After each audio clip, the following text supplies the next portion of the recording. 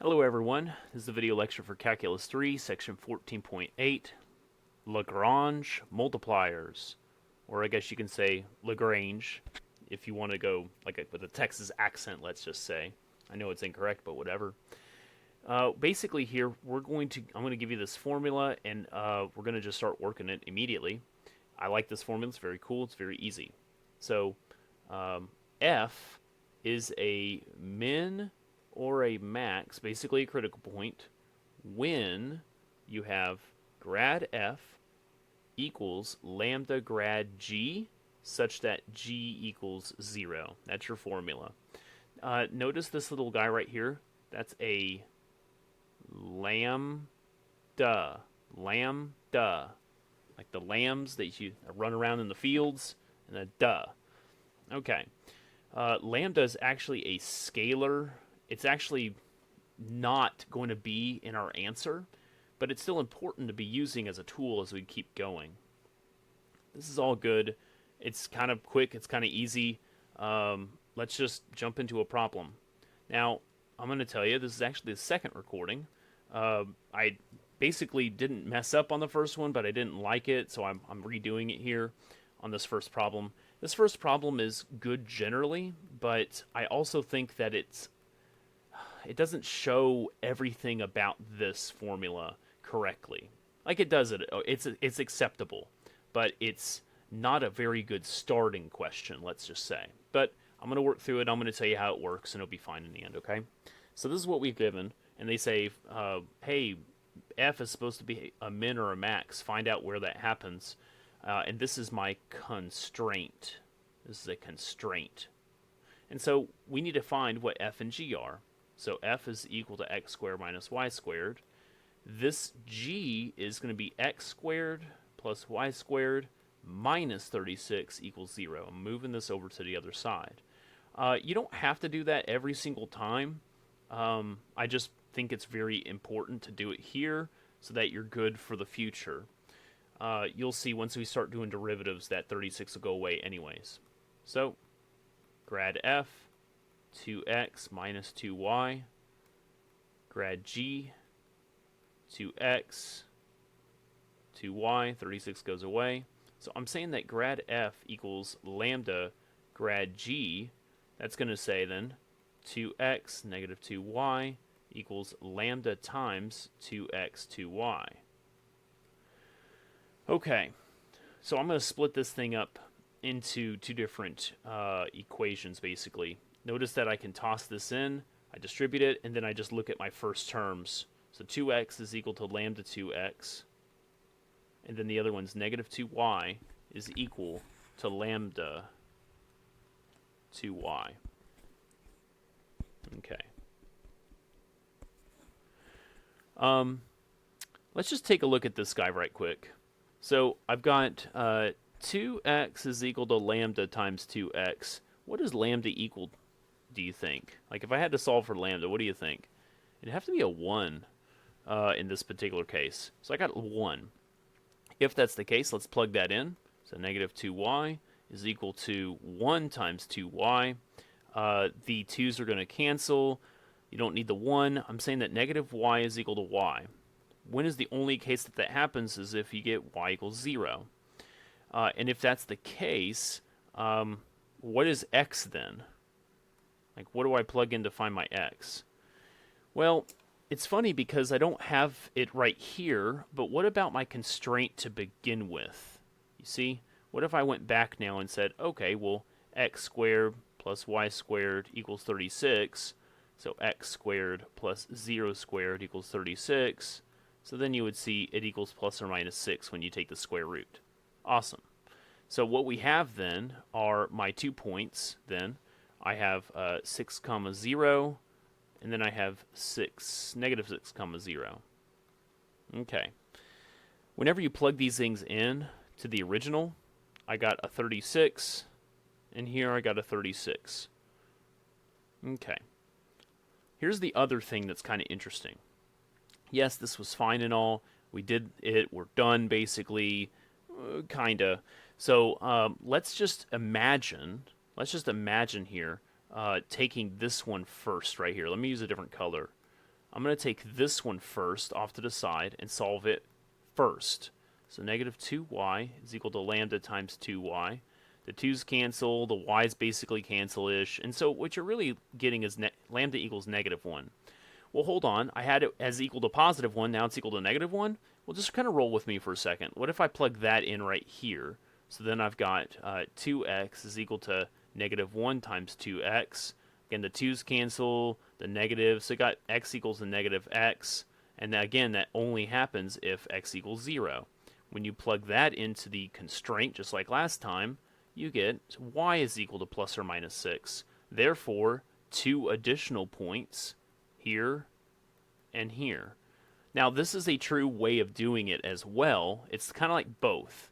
I would say, again, like I had originally told you, this problem's not a very good one for the very first problem, because honestly, I should have just left it here and walk away. But there are more answers. We have to just double check in any kind of possible way. So if something might make sense in one way or another, go ahead and try it. It's not perfect ever. None of this is perfect. You just kind of try and you get what you get. Here I got a negative 36 and a negative 36. Notice that these guys right here will be the maximums. These guys will be the minimums. So how do you put that in? I'm thinking that it has max value. And so then you say 36. And then the min value. And you would say negative 36. I can't remember how the format is, but it's something kind of like that. And that'll be good enough. Let's do another one. 148011. So then I got my f of x, y, z is equal to x, y squared, z. And I got a constraint, g is equal to x squared plus y squared plus z squared minus 36 equals 0. Okay. So I got my f, I got my g, so then I got to do my grad f equals lambda grad g business. So here we go. My grad f is going to be, in terms of x, it'll be y squared z. In terms of y, the 2 is going to come down to xyz. And then finally, in terms of z, it's the xy squared. Lambda's in the front. Derivatives here would be 2x, 2y, 2z. Distribute your lambda, and then take your first terms and set them equal to one another, etc. So here we go. Got this guy is equal to lambda times 2x. I got 2xyz is equal to lambda 2y. And then I got x y squared is equal to lambda times 2z. Okay. With all this here, I wonder if I can somehow solve it all at once. And so let's go with moving these over. Rather, I'm going to say divide, divide, divide. And so I want to get lambda by itself. Lambda equals what? Well, from the top here, I got y squared z over 2x. Lambda also equals 2xyz over 2y. And lambda also equals x y squared over 2z. So these 2's are going to cancel and those y's are going to cancel. You can just leave it as xz there, I think is a little bit easier. And so lambda is equal to this, equal to that, equal to that. So all these are also all equal to one another. And so what I'm going to do is take this as an equation right quick on the side. Y squared z is equal to 2x. I'm sorry, divide by 2x is equal to xz. When I move this over, y squared z is equal to 2x squared z. And so my z's in a way here, I guess you can cancel them out. Just be careful whenever you're doing that sort of stuff. And so notice that we have, I got y squared is equal to 2x squared here as like a constraint. And so then I can say then solve for y, let's say, and I would get plus or minus the square root of 2 close and then x. You got to be closing that off there. Okay, so this is kind of like a formula that I'm going to use over here. Let's take this as an equation now on the side. So xz is equal to xy squared over 2z. Move this over. 2xz squared is equal to xy squared. You can get rid of your x's. I think that's okay. And then, of course, I'm going to toss in this into my y. Actually, you see how it's y squared? I think I'll just toss this guy in. So I've got then... you know what? No, hold on. I'm not going to toss that in yet. Hold on. We'll come back to that. 2z squared is equal to y squared. And so you can get the same thing when you square root both sides. Plus or minus square root of 2, close it off, and then a z. So we got this guy also. I think that this makes it a little bit weird because I got y equals this and y equals that. And so then you're saying this guy is equal to this guy. And honestly, with the plus and minuses, you can't just say that they're the same thing, x equals z.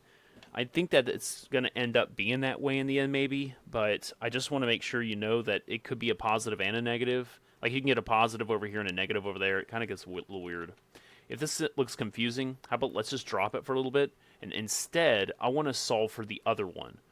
Like if I want to go down here, I'm going to solve for the other guy. So I want to solve for x, essentially. And so x, if you want to solve for it, would be plus or minus y over the square root of 2. And solve for z here would be plus or minus y over the square root of 2. Now again, see how they look the same? Like we were just saying a second ago? But now I can go back to my constraint, x squared, y squared, z squared equals 36. And I could toss these guys in here and hopefully solve for y. So when they square, I got y squared over 2, y squared over 2 is equal to 36. I got half plus 1 plus half, that's basically 2. So 2y squared equals 36. Divide by the 2, square root it, you get square root 18, plus or minus, of course. With that in hand, I can now go back to these guys and actually get my x's and y's and stuff like that. So, how this works is I'm plugging it in, x equals plus or minus square root 18 all over the square root of 2. What happens is that these square roots kind of mush together. 18 over 2, which we know is 9, and the square root of 9 is 3. Keep that plus minus there, and the same thing's going to happen for z, plus or minus 3. Okay, so let's just write out what I have. I have plus or minus 3 for my x, plus or minus square root 18 for my y, and then plus or minus 3 for my z. Okay? And I'm trying to find the maximum and the minimum values whenever I start plugging this stuff in to my original f equals xy squared z. So honestly, what you're going to do is just try a lot of them. You're going to try positive, positive, positive, and plug it in. Positive, positive, negative, plug it in. Positive, negative, positive, plug it in. Blah, blah, blah. It'll take forever, but eventually you'll find that you don't have to use positive negatives here because it'll square. Whenever you have the same numbers here or different numbers, it'll change. Essentially, what you eventually get is that your maximum value that you get out of that is a positive 162. And the minimum value that you're going to get out of that is a negative 162. Moving on. If some of these seem a little bit confusing, I think that the homework overly complicates it sometimes. I'm sorry about that. I don't wish that to happen. The simplicity of the formula is actually quite grand. I think that they're constraining it in ways that makes it a little bit more difficult to see. But that's why we're doing them together. That way you can work with me on these guys, and we can figure it out as we go. So this is my f, and then I have my g, x squared, y squared, minus 16. And this one says it's less than or equal to 0. Kind of a little different take on that. But I'm going to assume 0 and just kind of roll with it. If something else happens, we could talk about it. So then grad f is equal to lambda grad g. So here we go. Grad f, I got 4x minus 4. Don't want to forget that x over there. For my y's, I got 6y. That's it. Okay. Over on this side, 2x, 2y. Distribute this in, start to solve individually. Lambda times 2x. And then also 6y is equal to lambda times 2y. You know what's funny is, again, I'm kind of wondering how I can get my answers here from all this stuff. What I first did is like, oh, I've seen this before. Y has got to be equal to 0. But hold on. Could lambda equal 3 perhaps? What if lambda equals 3? Isn't that an interesting little case study? So we're going to basically, I'm going to do this one right quick. But then I'm going to go back and probably use another concept as well. So let's just say lambda equals 3 for just a minute, okay? If that's the case, then this is a true statement. That doesn't really help me any. But then I can at least solve for this one here. So then that would be a 6x. If I move this over, then I would get negative 4 is equal to 2x. So x equals a negative 1/2. And if I have that, then I can go back and solve for y on my constraint right there. So then I have negative 1/2 squared plus y squared. I'm going to say minus 16 is less than or equal to 0. It's a little strange how that works there. Okay. So this right here should be a, let's go ahead and move this guy over. This right here should be a 1/4, and you're going to move that guy over as well. Hold on, I think I messed up one thing, didn't I? Yes, right here. Hold on. That's not negative half. Divide by 2 on both sides. You should actually get a negative 2. Sorry about that. Well, you know, it's one or the other. See, even I mess up on recording, so there you go. This is actually a negative 2 right here. That's why it's good to watch to the end, right? So this guy right here, that's a negative 2 instead. Makes it a little bit better. Let me just rewrite that whole thing then, I guess. And so I can move that to the other side. Again, that's just going to get a 4. So I got y squared is less than or equal to 16 minus 4. Y squared less than or equal to 12. And so when you do the square root of both sides, I'm going to put squiggly equals square root 12s. I wouldn't go too far on that, but it's basically about that. If we have to do this constraint, we could talk about it. Okay, so now we got our x and our y's, and so I could just plug that in, negative 2, and then I got plus or minus square root 12 essentially. When I plug this into my original f, right here, notice that y is squared only. I don't have another kind of y, so when I square root, it should just cancel itself out. And I got a 46. Now, I don't know if that's a min or a max yet, but I know that I have 46. That's a good value. Now let's go on to part B, I guess you can say. Remember that I assumed that this lambda was a 3 here, right? But what if lambda was some other number? Like in a way here, I'm saying 6y is equal to lambda 2y. These y's here are indicating that y could be equal to 0. What you could do more mathematically is move it over. 6y minus lambda 2y equals 0. Factor a y out to the front. And so then y could equal 0. And with that in hand, if I have y equals 0, then I can also go back and try to solve for this stuff earlier. Actually, no, you know what? We don't even need that part. We can just go right to the constraint. Okay, so let's just say that y equals 0 for a little bit. This is my hypothesis. And so then I got x squared plus y squared less than or equal to 16, essentially. Well, then again, if y was equal to 0, we have this. And so x is, again, squiggly equals plus or minus 4. Okay. If I plug that into my f, plus or minus 4, comma 0, well, this time the plus and the minus actually mean something. You're going to get two different numbers, I believe. So, you know what? Let's go about this a different route. I think that the 4 here is not bad. Yeah. here's the thing. It's not really plus or minus 4. Those are the endpoints of this guy right here. Again, it's like I've ignored this less than or equal to symbol for just a little bit. And I said, oh, it might be 4 and 4 because it worked on the last one. But if you went and plugged these guys in, let's just you and me plug these guys in to my original plus or minus 4. I'm going to get some numbers differently, right? This is 0. So 4 here would, of course, the plus and minus cancels. To make a 16 times that would be a 32. So I've got 32 for sure.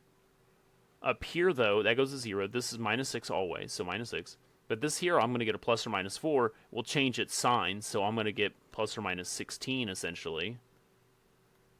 And then a minus 6. I know that looks kind of weird, but I'm going to get two different answers from this. So 32 plus 16 minus the 6 is 42. So I got 42 as one of my values. And then I got 32 minus 16 minus 6 is a 10.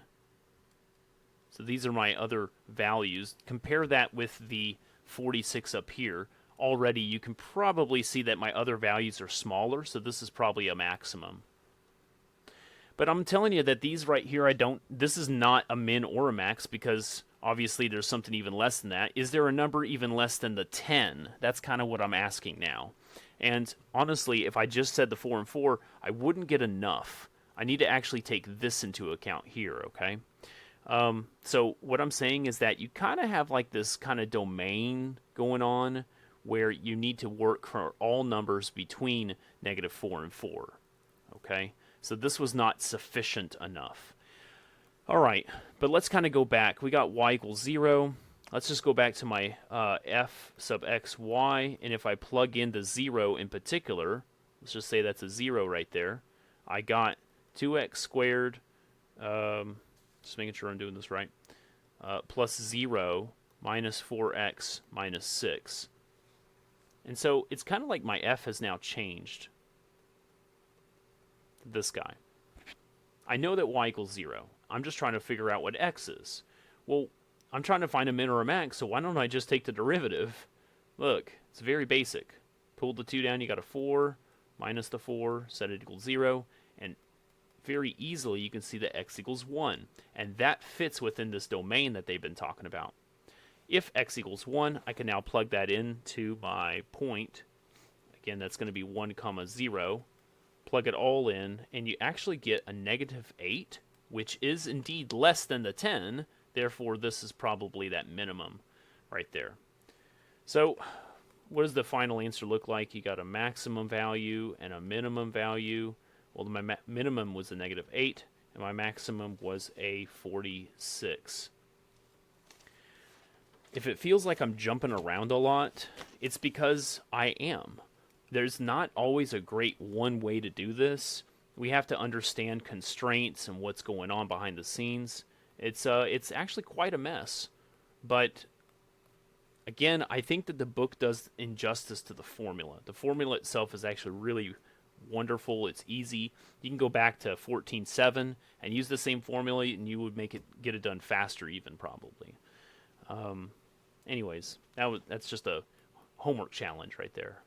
Go back and do the whole thing again, but using the formula from the section ahead. Okay. So we have this plane and a point. My plane is x, y, z equals 1, and they want the closest point on the plane to point P. So this is kind of, it's similar to what we did in the last section. I have my point P, and it's going to be touching at a point Q, and we're going to have that distance there going to be minimized. Awesome. They're not wanting the distance this time. I believe that they're actually just wanting... No, okay, they do want the distance. Okay. Well, I thought they had wanted the point. Maybe they need both. I don't know. So I circled off the point itself. Maybe they want Q, maybe they want D, maybe they want both. I'm not sure. But here we go. Let's go and figure it out. Same problem as last time, but now I'm going to show you the Lagrange method, I suppose you can say. My f is still equal to d squared. And so I got x minus the 5 squared Here with the 0, you can just not write it, and z plus the 6, and then squared. So that's good. My g, again, I need to set it equal to 0, so x plus y plus z minus 1 equals 0 when I move this over. And so then grad f is equal to lambda grad g. And so my derivatives, I got 2 times x minus 5, 2y, 2 times z plus 6 equals lambda times 1, 1, 1, right? What's my derivatives there is all 1s. And so then I can start setting up my equations here. You know what's kind of funny is that when you distribute your lambda, everything's equal to lambda. So I'm saying lambda, 1 times lambda, is equal to, when you do this, 2x minus 10.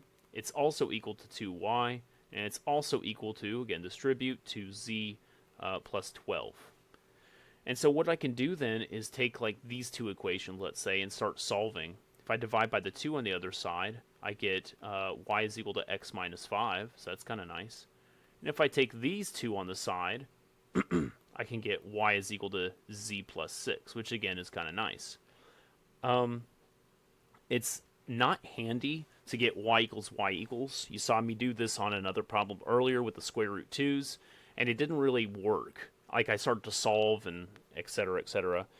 What I would instead say is, to make this easier, what if I were to solve for x and z instead?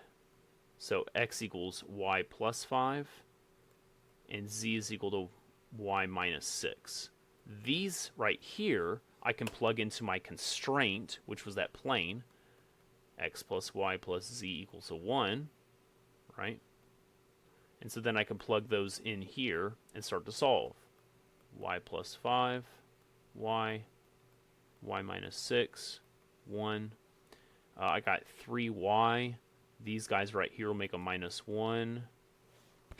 So add the 1 to the other side, divide by the 3, 2/3. With this in hand, I can go back to find my x and my y. So I got 2/3 plus 5 will get me 17 over 3. Believe so. Yeah.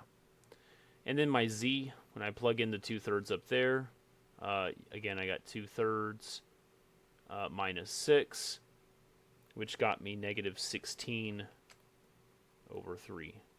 So again, if they're wanting to have like a point q, again, I can't remember exactly what they're wanting in this problem.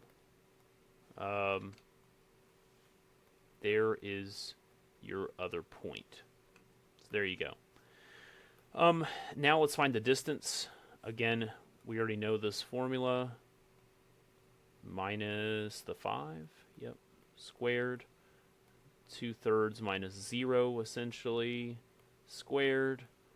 And then negative 16 over 3 plus the 6, all squared.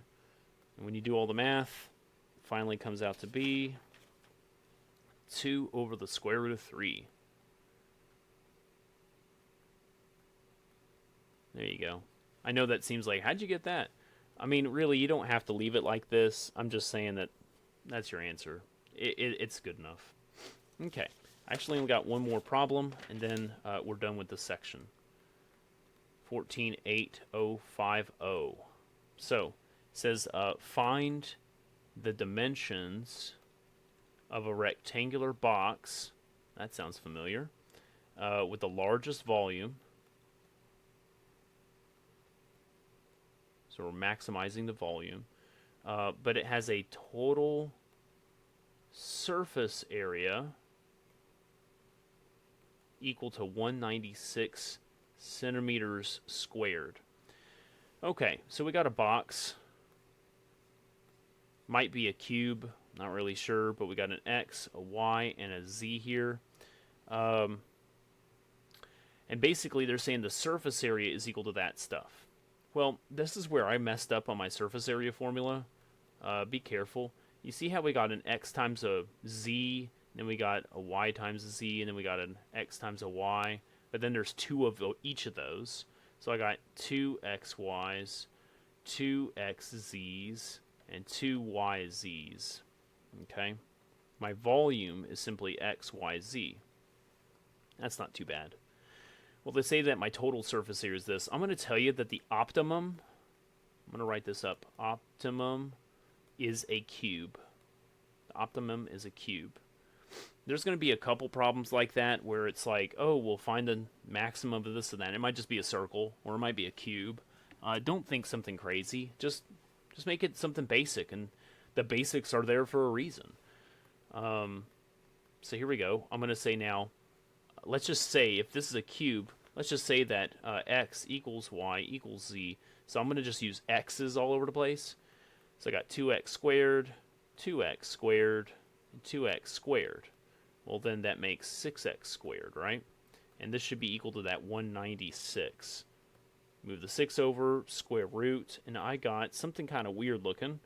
It's the square root of 98 over 3, which eventually, if you do the math, it comes down to 14 over the square root of 6 is what they have for their answer. It's just kind of wild to get there. I did like 4 steps just to get to that. But again, don't overthink it. It's just a number. And so then they're wanting the dimensions, right? And so the format that they have, again, that's my x, but it's also my y, and it's also my z. And so what you're going to type is 14 over square root 16, or over 6. 14 over square root 6, and then 14 over square root 6. They're not really with parentheses or nothing. They're just saying find the dimensions. They don't even say x, y, z, but that's what they are for us. Okay, we're done. Thank you very much. Have a great day.